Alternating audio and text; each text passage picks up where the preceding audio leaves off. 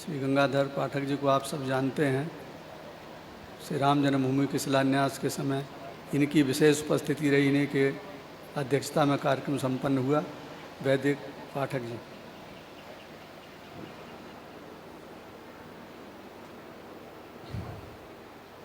हरि ओम नमः परमहंसास्वादित चरणकमल चिन्मकरन्दाय भक्तजनमानस निवासाय श्रीमद्रामचन्द्राय वंशी विभूषितकरान्नवनीरदाभात् पीताम्बरदरुणबिम्बफलाधरोष्ठात् पूर्णेन्दुसुन्दरमुखादरविन्दनेत्रात् कृष्णात् परं किमपि तत्त्वमहं न जाने। नन्दितानि दिगन्तानि जस्यानन्दाम्बुबिन्दुना पूर्णानन्दं प्रभुं वन्दे स्वानन्दैकस्वरूपिणम्।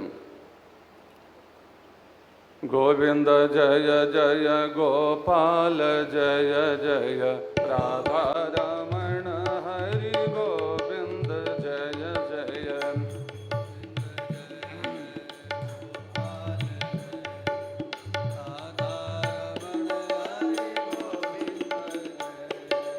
गोविंद जय जय गोपाल जय जय राधा रमण हरि गोविंद जय जय।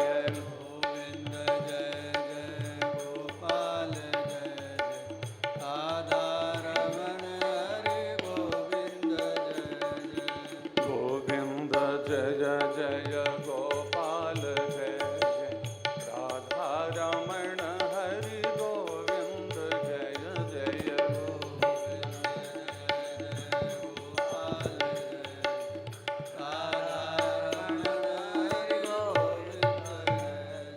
बोलिए आनंद कंद भगवान की।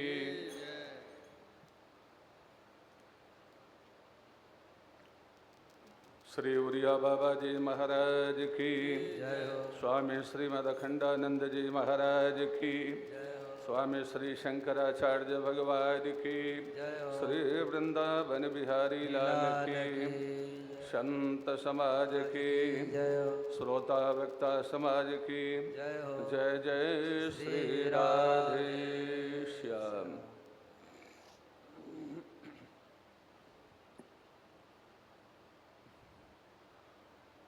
समादरणीय पूज्य संत वृंद, विद्वद वृंद, भक्तिमती माताओं एवं अन्य श्रोत्र वृंद, आप सबके अंतःकरण में परमात्मा का निवास है। भगवत स्वरूप श्री बाबा का निवास है। आप सभी उसी भाव से अनुप्राणित हैं। आप सबको सादर प्रणाम।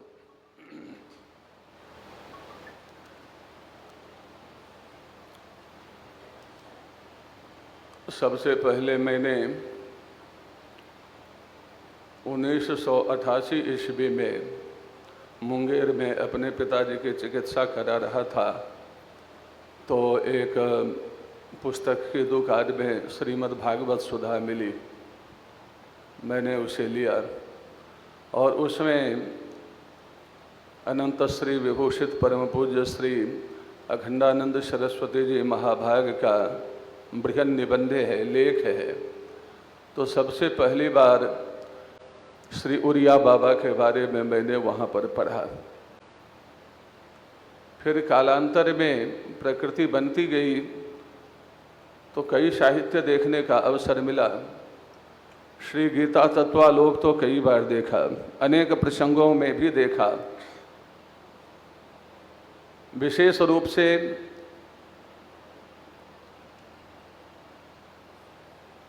ते पे जानती परांगतिम वाला श्लोक को कई बार देखा। कई परंपराओं में भेद भी देखा और काफ़ी आनंद आता रहा। पुनः कालांतर में 1999 ईस्वी में मैं एक विलक्षण श्रीमद्भागवत के विद्वान थे श्री मदन मोहन शास्त्री जी, आगरा में था और उनसे मेरा नित्य संजोग होता था। संध्या काल में 1-2 घंटे हम लोग साथ में बैठते थे, अब तो रहे नहीं। और पता नहीं श्री उरिया बाबा उनके अंतस्थल में इस तरह से विराजमान थे कि उनकी अवस्था प्रायः उस समय 80 वर्ष थी और जब बाबा का स्मरण करते तो उनके नेत्रों से अश्रुपात होता था। श्रीमद् भागवत के बड़े अच्छे विद्वान थे और सज्जन थे और उन्होंने वार्ता क्रम में ही श्री बाबा के बारे में बताया था एक वाक्य। उस वाक्य का मैं प्रयोग सैकड़ों बार यत्र तत्र कर चुका हूँ और उन्होंने कहा था कि श्री उरिया बाबा तो चलते फिरते ब्रह्म थे। यह एक वाक्य उनका था। तो मेरी जिज्ञासा पहले से जगी थी कि अब उनके प्रत्यक्ष विग्रह का दर्शन तो मुझे जैसे पामर को हो नहीं पाया, परंतु उनकी तपस्थली को प्रणाम करने का अवसर मिले तो बाबा ने श्रवण कर लिया और कालांतर में अवसर प्राप्त हुआ और मैं यहाँ भी आता रहता हूँ। बाबा के 1-2 उत्सव में पहले भी मैं आया हूँ यहाँ पर। स्वामी श्री निश्चलानंद सरस्वती जी महाराज जी सब थे विराजमान उस समय। अपनी वाणी को भी पवित्र करने का अवसर मिला था।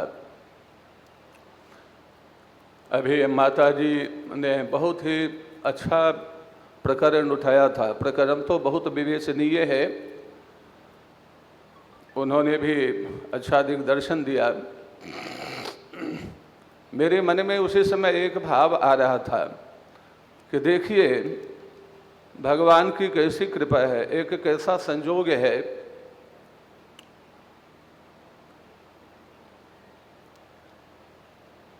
जो भगवान श्री कृष्ण चंद्र का जब जन्मोत्सव होता है तभी बाबा का भी जन्मोत्सव आता है और दोनों का एक संजोग है। और यह संजोग कैसे बना, अभी माता जी का श्रवण करके मेरे मन में भी कुछ कुछ भाव आ रहा था। श्रीमद् भागवत में लिखा हुआ है कि भगवान अवतार भी तो ऐसे ऐसे मनुष्यों के लिए ही लेते हैं। हम लोगों का काम तो छोटे मोटे में भी चल जाता है, हम तो किन्हीं को भगवान मान लेते हैं। अभी संकेत आपको कर ही रही थी, भगवानों की कभी नहीं होती है, परंतु ऐसी दिव्य विभूति सबको भगवान नहीं मानती, भगवान को ही भगवान मानती है। और भगवत कृपा से अन्यान्यों में भी भगवत्ता को उड़ेल देती है ये विभूति। भगवत स्वरूप स्वयं भी होते हैं। तो श्रीमद् भागवत में कहा गया है कि तथा परम हंसानाम मुनीनाम अमलात्मनाम भक्ति जोग विधानार्थम कथम पश्येम हि स्त्रिय। भगवती कुंती स्तुति करती है भगवान की कि हे भगवान, श्रीमद् भगवद गीता में तो आपके अवतार के कई प्रयोजन लिखे हैं। परित्राणाय साधूनाम विनाशाय च दुष्कृताम धर्म संस्थापनार्थाय संभवामि जुगे जुगे। अब इस पर विचार किया जाता है कि क्या ये अवतार ही मुख्य हैं अथवा गौण अवतार भी हैं। अब परित्राणाय साधूनाम, भगवान तो कर्तुम अकर्तुम अन्यथा कर्तुम समर्थ हैं। वे तो अघटित घटना पटियान हैं, जब वे चाहें जहां से चाहें वे तो कण कण में विराजमान ही। नाना रूप धरोहर ही कहाँ किस रूप में विराजमान है सबके लिए समझना कठिन होता है। तो परित्राणाय साधूनाम, हर हर महादेव, बोलिए आनंद कंद भगवान की।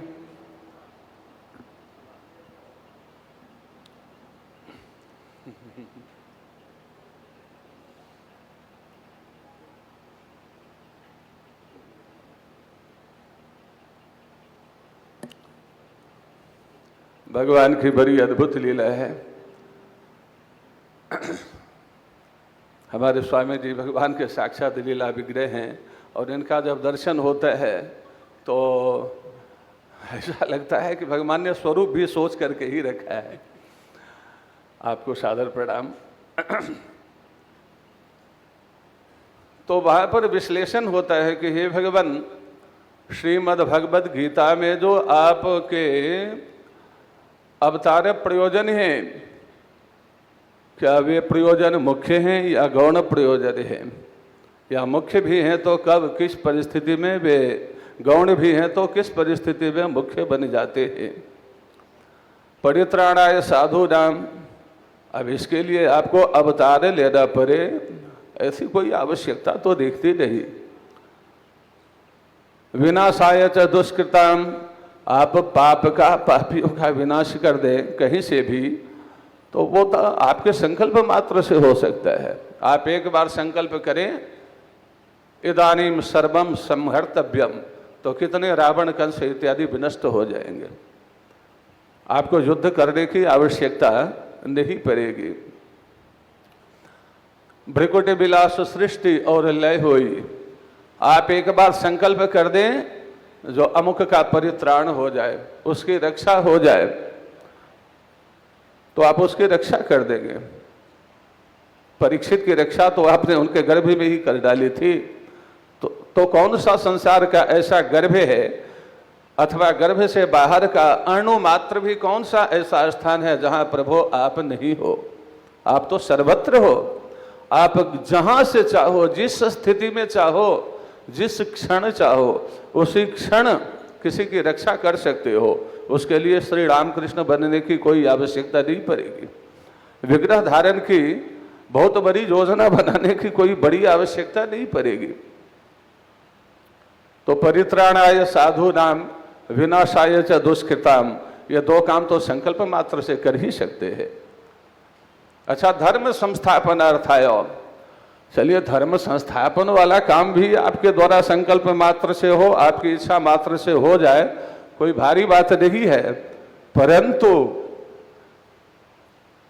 अब ये जो साक्षात धर्म ब्रह्म के विग्रह हमारे बाबा जैसे जैसे महामनीषी हैं, इन्होंने शरीर केवल इसीलिए धारण कर रखा है, इन्होंने नेत्र इसीलिए धारण कर रखे हैं कि इन्हें कोई दर्शनीय तत्व चाहिए। ये भजन भी करना चाहते हैं, तो ये भजन किनका करें, इन्हें भी कोई भजनीय तत्व चाहिए। और ये अपना भजनीय तत्व किसे मनाएंगे? आप संकल्प मात्र से वहां काम नहीं चला सकते। तथा परमहंसानाम मुनीनाम अमलात्मनाम भक्ति जोग विधानार्थम, आप तो इनके भक्ति जोग के विधान के लिए अवतरित होते हैं। आपको राम बनना पड़ेगा, आपको कृष्ण बनना पड़ेगा। जिन जय विजय ने आपके लिए ही रावण बनना स्वीकार किया, कंस बनना स्वीकार किया, हिरण्यकशिपु हिरण्याक्ष बनना स्वीकार किया, आपसे युद्ध करने के लिए, आपकी युद्धेच्छा पूर्ति के लिए, आप वहां संकल्प मात्र से कैसे काम चला लोगे? आपको तो वहां अवतार लेकर के युद्ध करना पड़ेगा और वहां पूरे समारोह के साथ उनका उद्धार करना पड़ेगा। उनमें आपकी भी लालसा पूरी होनी है और उनकी भी लालसा पूरी होनी है। इसीलिए उन्होंने अपने आप को असुर बनना स्वीकार किया, वरण किया है। आत्मा रामाश मुनयो निर्ग्रंथा अप्युरुक्रमे कुर्वन्त्य है तो किम भक्ति मिथम भूत गुणो हरि। ऐसे जो आत्मा राम है, हम लोगों के भक्ति के बहुत स्थान है, हमारे में इतनी सामर्थ्य नहीं जो हम भगवान को प्रकट कर दें। श्री उरिया बाबा से कभी किसी ने भक्त ने पूछा था कि हे भगवान, श्रीमद् भगवद गीता में, रामायण, श्री रामचरितमानस आदि में जो भगवान के अवतार ग्रहण की सामग्रियां लिखी हुई हैं, वह तो सारी सामग्री उपलब्ध है। परित्राणाय साधूनाम जदा जदा ही धर्मस्य ग्लानिर्भवति, धर्म की खूब ग्लानि हो रही है। अब कितनी ग्लानि होगी? माँ नहीं, मातो पिता नहीं, देवा साधुन सन करबा वही सेवा आदि आदि। तो प्रपंच आज तो ऐसे ऐसे करते। हमने 5 साल से पेपर पढ़ना छोड़ दिया है, टीवी देखना छोड़ दिया है, 5 साल हो गए। और कभी कहीं पर दृष्टि पड़ जाए तो वहां हत्या, वहां बलात्कार, पति ने मार दिया, पत्नी ने मार दी है। भगवान से प्रार्थना करता हूं, भगवान जिस दिन इस देश में इंटरनेट सेवा बंद हो जाएगी, उस दिन से फिर कोई न कोई उड़िया बाबा प्रकट होना प्रारंभ हो जाएंगे। ये बड़ी दुस्थिति बनी हुई है, बहुत भयानक स्थिति बनी हुई है। तो आत्मा रामास्य मुनियो निर्ग्रहा, तो वे बता रहा था कि बाबा से किसी भक्त ने पूछा कि भगवान जदा जदा ही धर्मस्य ग्लानिर्भवति, भगवान अवतार लेते हैं क्यों, कब लेते हैं? उसके लिए उन्होंने स्वयं ही कहा है कि जदा जदा धर्मस्य ग्लानिर्भवति, जब धर्म की ग्लानि होती है, तो धर्म की तो ग्लानि हो ही नहीं है। अब धर्म तो दूर दूर तक देखने को नहीं मिलता है, मंचों से केवल धर्म शब्द ही है, धर्म गायब हो चुका है। बड़े बड़े मठाश्रमों से, हमारे जैसे पंडितों से धर्म गायब हो चुका है, धर्म का भाषण बाकी रह गया है। कहीं पर मिल भी जाए, नहीं मिलेगा तो संसार चलेगा नहीं। तो जदा जदा ही धर्मस्य ग्लानिर्भवति भारत, अभ्युत्थानम अधर्मस्य, अधर्म का अभ्युत्थान हो ही रहा है। माँ नहीं मातु पिता नहीं देवा, साधु न सन करवा वही सेवा, ये तो सारे के सारे हो रहे हैं। और जितना हम लोग नहीं सोचते हैं उससे बहुत अधिक हो रहे हैं। तो भगवान अवतार क्यों नहीं लेते हैं? भगवान के अवतार लेने की सारी सामग्रियां तो तैयार हो चुकी है। तो बाबा तो साक्षात है, इनके एक एक शब्द को पढ़ने से ऐसा लगता है कि वास्तव में ये चलते फिरते ब्रह्म थे। कहाँ से इनके उत्तर किस गुफा से आकर के तैयार हो गए थे? तो बाबा ने कहा, बड़ी अच्छी बात कही और आपके भी रोंगटे खड़े हो जाएंगे कि भगवान को तो अवतार लेना चाहिए। बाबा ने कहा भगवान अवतार लेने के लिए व्याकुल है, भगवान के अवतार लेने की सारी सामग्रियां भी तैयार हैं, जितनी योजनाएं बनने चाहिए सब एकदम तैयार, परंतु भगवान व्याकुल है, अवतार लेना चाह रहे हैं और शीघ्र अवतार लेना चाहते हैं। तो भक्त ने पूछा जो अवतार लेते क्यों नहीं है, उनको कौन मना करता है? तो बाबा रोते रहे, उनके नेत्रों से आंसू टपक गया। कहते हैं कि भाई भगवान को अवतार लेने के लिए तो कोई कौशल्या चाहिए ना, कोई दशरथ चाहिए ना। भगवान नंद यशोदा देवकी वसुदेव के बिना ही अवतार ले लेंगे क्या? अभी देवकी वसुदेव नहीं मिल रहे हैं, वे ढूंढे नहीं मिल रहे हैं, खूब खोज रहे हैं, वो कहाँ से मिले? आज हमारे सारे संस्कार गायब हो गए हैं। हम त्रैवर्णिक होकर के भी यज्ञोपवीत नहीं धारण करते हैं, हमारे गर्भाधान आदि सब संस्कार विलुप्त हो गए हैं। हमारी काम चेष्टा में ही बच्चे प्रकट हो जाते हैं, जन्म ले लेते हैं। वो राम कहाँ से बने, वो कृष्ण कहाँ से बने? हमने अपनी कमी देखने का कभी क्यों नहीं प्रयास किया? बाबा कहते हैं कि तुमने अपनी कमी क्यों नहीं ढूंढी? तुमने राम को प्रकट होने योग्य दशरथ क्यों नहीं बनने का प्रयास किया? तुमने कृष्ण को प्रकट करने योग्य वसुदेव बनने का प्रयास क्यों नहीं किया? तुमने देवकी बनने का प्रयास क्यों नहीं किया? तुमने कामक क्रीड़ा से संतानोत्पत्ति कर ली तो तुम्हारा संतान धुंधकारी होगा और क्या क्या नहीं हो जाएगा। तुमने सभी संस्कारों का परित्याग कर दिया, तुम्हारे यहाँ कोई संस्कार नहीं है। राम को प्रकट करने के लिए संपूर्ण भारतीय पद्धति को, सनातन पद्धति को वशिष्ठ जैसे विशिष्ट गुरु के सानिध्य में, उनके निदर्शन में दशरथ जी ने श्री राम के जन्म से पूर्व के सभी संस्कार धर्म सम्राट स्वामी करपात्री जी के पिताजी से पूछा था। मुझे श्री खेमका जी, राधे श्याम खेमका जी ने एक बार बताया था, उनका तो संजोग था, वहीं पर स्वामी जी थे भी, कभी चर्चा हुई होगी। तो स्वामी जी तो कई 4 या 5 भाई थे ना, 4 भाई थे। अब पूछा गया उनके पूज्य पिताजी से, माताजी से, पिताजी से ही संभव था कि आपके तो कई पुत्र हैं, परंतु धर्म सम्राट स्वामी करपात्री जी महाराज इतने उच्च कोटि के महापुरुष लक्षण से संपन्न हैं, तो इसमें आपने क्या किया? उन्होंने कहा कि हम सब में नहीं कर पाए, हमें सब में करना चाहिए था। अब पश्चाताप होता है, लेकिन हमारे कुलगुरु हैं, पंडित जी हैं, और जब स्वामी करपात्री जी गर्भ में आने वाले थे, उससे पहले जन्म से पूर्व का जो गर्भ संस्कार होता है, गर्भाधानादि कर्म जो होते हैं, मैंने उनके निर्देशन में उसका संपादन किया था। और स्वामी जी के जन्म लेने के बाद भी जो जात कर्मादि संस्कार होते हैं, समय से पंडित जी के निर्देशन में मैंने सबका संपादन किया था। और आज उन संस्कारों के संपादन का परिणाम है जो धर्म सम्राट स्वामी श्री करपात्री जी से हमारे पुत्र उत्पन्न हो गए। तो उरिया बाबा ने कहा कि भगवान तो चाहते हैं, अतिशीघ्र जन्म लेना चाहते हैं, अवतार लेने के लिए भटक रहे हैं, ढूंढ रहे हैं, परंतु प्रत्येक घर में ढूंढने के बाद भी उन्हें एक देवकी नहीं मिल रही, एक वसुदेव नहीं मिल रहे। अब बताओ वे अवतार कहाँ लें? तो जब तक ये नहीं मिलेंगे तब तक माँ नहीं, माँ तो पिता नहीं, देवा साधुन सन करबा वही सेवा। यदा यदा ही धर्मस्य ग्लानिर्भवति भारत अभ्युत्थान मधर्म, इसको कौन रोकेगा? यह तो होना ही होना है और दिनानुदिन बन रहा है। इसलिए ये सारे अनर्थ रुके, ये सारे पाप रुके।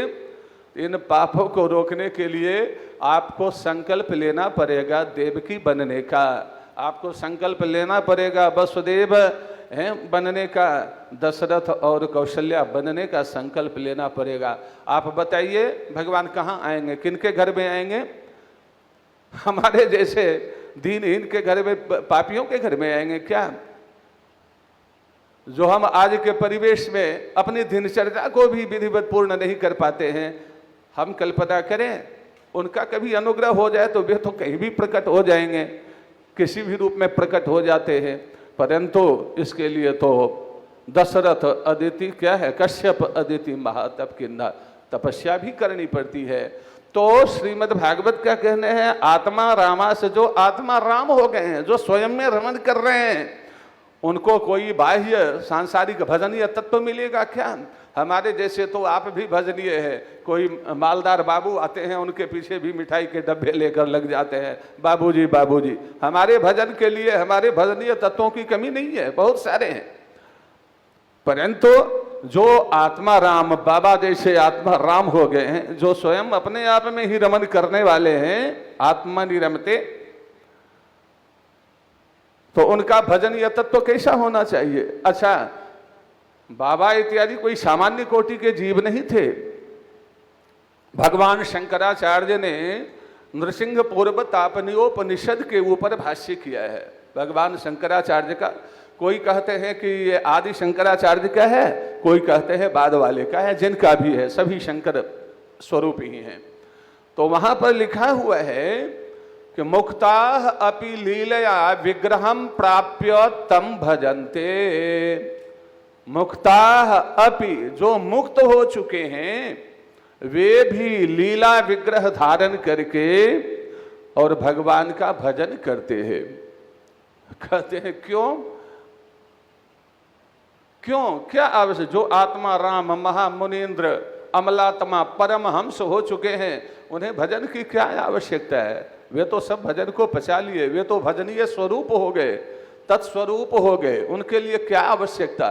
तो भगवान वेद व्यास कहते हैं इत्थम भूत गुणो हरि।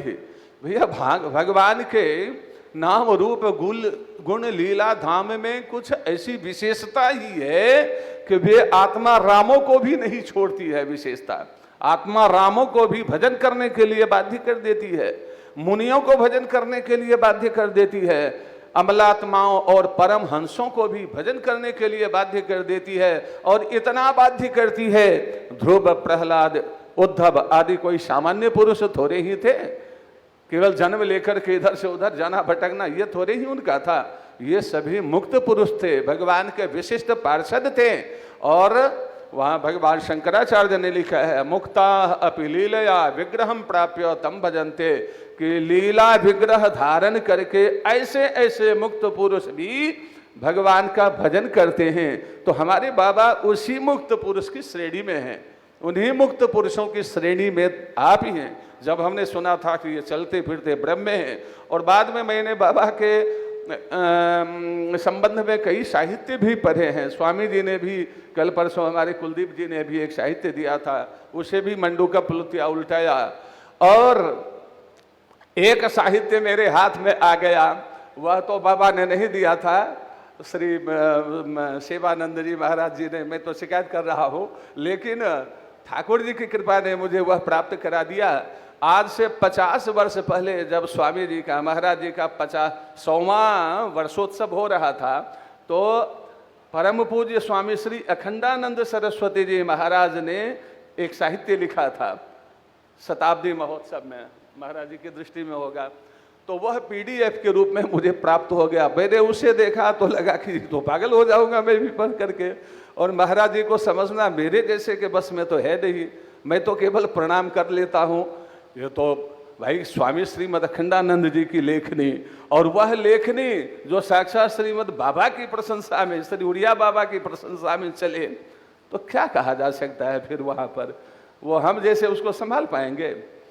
अद्भुत लेखनी, अद्भुत लेखनी, वह पुस्तक मैंने पढ़ी, आनंद आया। तो ये सभी जिस प्रकार से ध्रुव, प्रहलाद, उद्धव, ये सभी लीला विग्रह धारण करके भगवद अवतार में भगवान के रूप, गुण, लीला धाम इत्यादि का स्वारस्य लेने आए थे, क्योंकि भगवान की भक्ति में इत्थम भूत गुणो हरि, भगवान की भक्ति में कुछ आनंद ही ऐसा होता है जिसको अनिर्वचनीय भी बोल लें।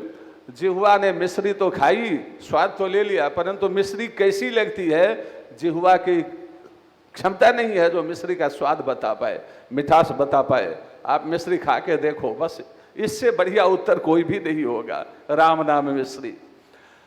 तो आत्मा रामाश मुनियो निर्ग्रंथा अप्युरुक्रमे कुर्वन्त्य हेतु किम भक्ति मित्थम भूत गुणो हरि ही, इत्थम भूत गुणो हरि ही। और उसी का प्रणाम होता है जो भगवती कुंती ने भगवान से प्रार्थना की है। हमारे पूज्य गुरुदेव बैठे हुए हैं, आपने न्याय भी मुझे पढ़ाया है और आप श्रवण करेंगे।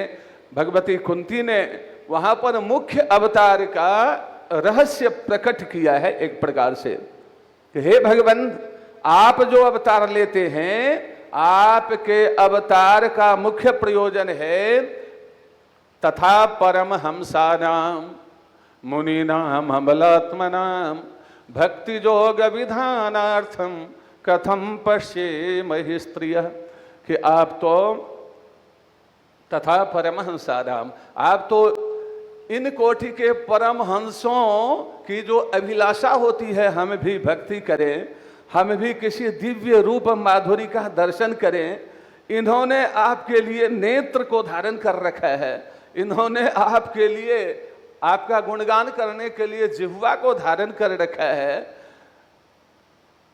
इन्होंने आपका प्रत्यक्ष दर्शन करने के लिए, आपके साथ क्रीड़ा करने के लिए श्रीमद वृंदावन धाम को पकड़ रखा है, और श्रीमद वृंदावन धाम ने भी इनको अनुग्रह करके पकड़ रखा है।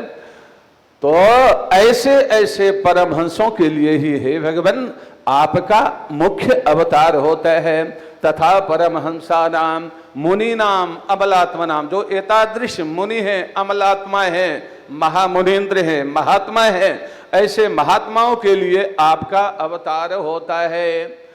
तो यह मुख्य अवतार, अच्छा पूर्व वाला अवतार को हमने एक बार गौण बता दिया, लेकिन वह भी प्रयोजन, सारे के सारे वे प्रयोजन भी मुख्य हो जाएंगे। अब वो प्रयोजन कैसे मुख्य हो जाएंगे?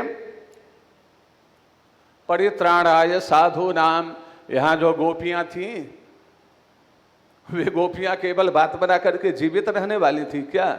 उन्हें तो कृष्ण के साथ में रास चाहिए, उन्हें तो कृष्ण के साथ में केली चाहिए, केली कुंज लीला भी चाहिए, निकुंज लीला, निवृत्त निकुंज लीला भी चाहिए, राधा रानी और अन्य अन्य सखियों को दिव्य रास चाहिए।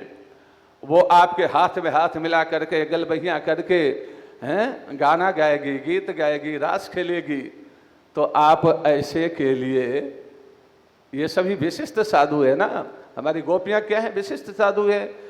महाराज जी विशिष्ट साधु हैं, जिन्होंने आपके ही लिए, कहते हैं ना नेह किम बधा, कि हे भगवान केवल शस्त्र से ही वध किसी का नहीं होता है, जिन्होंने अरसों से इन नेत्रों को धारण कर रखा है केवल इसलिए कि वो आपकी रूप माधुरी का दर्शन करें।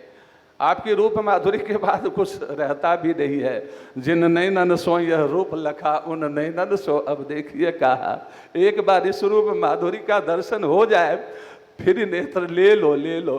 लेकिन एक बार प्रत्यक्ष दर्शन के लिए, साक्षात विग्रह दर्शन के लिए ही जिन्होंने इन नेत्रों को धारण कर रखा है, उनके लिए हे भगवान आपको संकल्प से काम नहीं चला सकते हैं।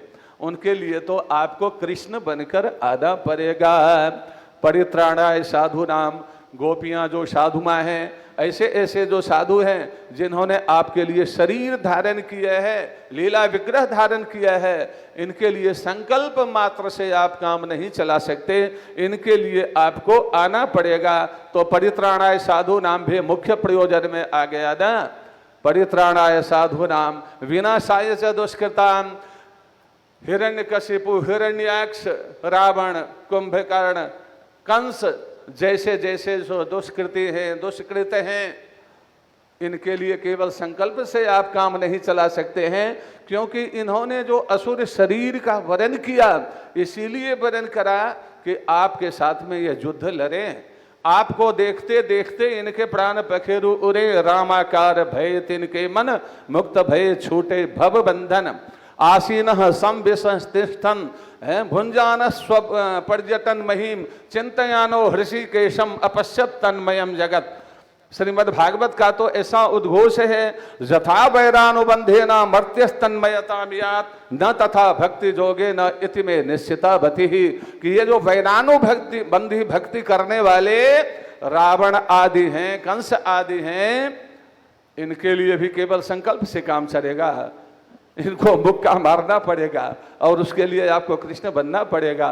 और तो बाबा जैसे जैसे मनीषी ही हम लोगों के लिए भी भाग्यशाली सिद्ध होते हैं कि इनके अनुग्रह से, इनके सौजन्य से, इनकी तपस्या से और इनके संकल्प से भगवान श्री राम कृष्ण आदि हमें भी प्राप्त होते हैं और हमारा भी परम कल्याण करते हैं।